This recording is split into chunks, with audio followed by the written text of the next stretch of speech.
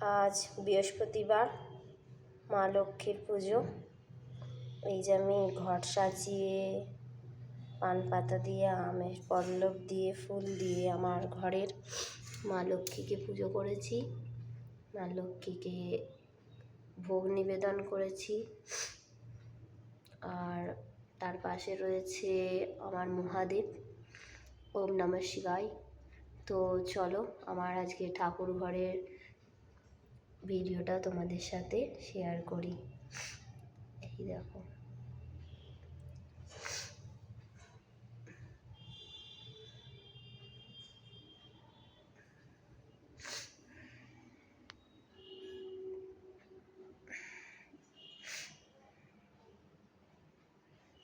আর এই হচ্ছে উপরের থাকের ঠাকুরগুলো মায়ের।